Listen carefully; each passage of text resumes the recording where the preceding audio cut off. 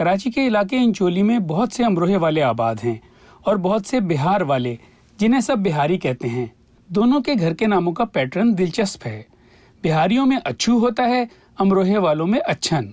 وہاں منو، یہاں منن، ادھر شبو، ادھر شبن، وہاں چھنو، یہاں چھنن۔ لڈن جعفری اگر بہاری ہوتے تو ان کا نام لڈو جعفری ہوتا۔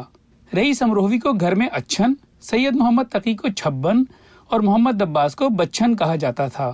شاید یہ شعر رئیس امروہوی کی بیٹی شاہانہ ایلیا نے کہا تھا، اچھن چھبن بچھن جون، ان چاروں میں اچھا کون؟ مجھے آج کی صورتحال کا علم نہیں، لیکن 2.5-3 عشرے پہلے انچولی کے لڑکے نام رکھنے میں بہت تیز تھے۔ شیعوں کی اکثریت ہے، اس لیے ہر گھر میں حسن، حسین، عباس اور رضا نام کا کوئی نہ کوئی لڑکا ہوتا ہے۔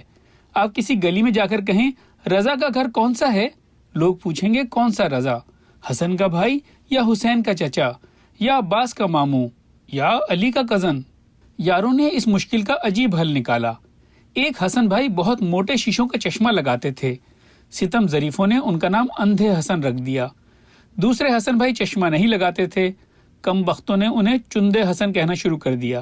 ایک انور شاجی ہو گئے اور دوسرے انور حاجی۔ ایک کامی باس ہیں اور ایک کامی بھون۔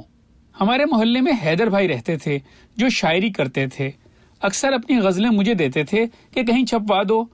تخلص یاد نہیں کیا تھا، لیکن پورا محلہ انہیں جرنل اور ان کے چھوٹے بھائی کو کرنل کہتا تھا۔ لوگ کہتے ہیں کہ انچولی میں جتنے نام کرنل نے رکھے ہیں کسی نے نہیں رکھے۔ کرنل کی گلی میں ڈیئر بھائی رہتے تھے۔ ڈیئر بھلا کیا نام ہوا؟ میں نے پوچھا یہ نام کیوں رکھا؟ کسی نے بتایا کہ ڈیئر بھائی دل کے مریض ہیں، بیٹری لگی ہوئی ہے۔ ان دنوں ٹی وی پر ڈیئر بیٹری سیل کا اشتہار آتا تھا، ڈیئر نام مشہور ہو گیا۔ بعض لوگوں کے نام کسی ہم نام کی وجہ سے بگڑے۔ ایک خرم کا نام طوطا پڑ گیا تو دوسرے خرم کو بھی طوطا کہا جانے لگا۔ کوئی پوچھتا کہ خرم کہاں ہے تو الٹا سوال کیا جاتا، کون سا خرم؟ خرم طوطا۔ کون سا خرم طوطا؟ بڑا طوطا یا چھوٹا طوطا؟ ایک گڈو کا نام چلی ہوا تو دوسرے گڈو کو بھی چلی کا خطاب مل گیا۔ اس خطاب کا شیخ چلی سے کوئی تعلق تھا یا نہیں معلوم نہیں۔ اشتیاق سے اشو بھائی اور اشرف سے اچھی بھائی سمجھ میں آتے ہیں، لیکن شکیل بھائی کونسلر بننے کے بعد بیلے بھائی کیسے ہوئے خدا بہتر جانتا ہے۔ تنویر حقلہ اور عسکر حقلہ رشتہ دار نہیں بلکہ حقلاتے ہیں۔ حقلانے کے علاوہ ان کی حرکتیں بھی ایک جیسی ہیں۔ نیئر پنجابی اور طاہر پنجابی کی بھی کوئی رشتہ داری نہیں، بلکہ طاہر بھائی تو پنجابی تھے بھی نہیں۔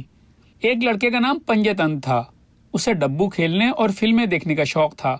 90 کی دہائی میں فلم ساجن آئی تو اس نے بال بڑھائے اور سنجے دت جیسا ہیئر اسٹائل اپنا لیا۔ لوگ اسے پنجتن کے بجائے پنجے دت پکارنے لگے۔ ایک صاحب زلجنا پالتے تھے، ان کا نام گھوڑے شاہ مشہور ہو گیا، لیکن ہمارے دوست زاہد کا نام گھوڑا کس نے رکھا یہ پتہ نہیں چل سکا۔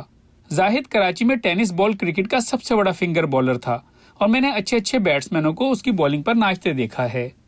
ہمارے ایک دوست عابد کی صورت انگلینڈ کے کرکٹر ڈیرک رینڈل سے ملتی تھی، آج بھی پورا محلہ انہیں رینڈل کہتا ہے۔ ہمارے مرحوم دوست تقی کو کرکٹ کھیلنے کا شوق تھا، لیکن اچھی بالنگ نہیں کرواتا تھا۔ ماٹھی یعنی خراب بالنگ کی وجہ سے اس کا نام تقی ماٹھا پڑ گیا۔ انچولی میں کرکٹ کا کریز ہے اور بہت سے لڑکے کلب کرکٹ کھیلتے ہیں۔ ان کی گفتگو میں مجھے شہر بھر کے کھلاڑیوں کے نام سننے کو ملتے تھے۔ میں نے 1998 میں روزنامہ ایکسپریس جوائن کیا تو وہاں ایک نوجوان نیا ایم اے کیا ہوا آیا۔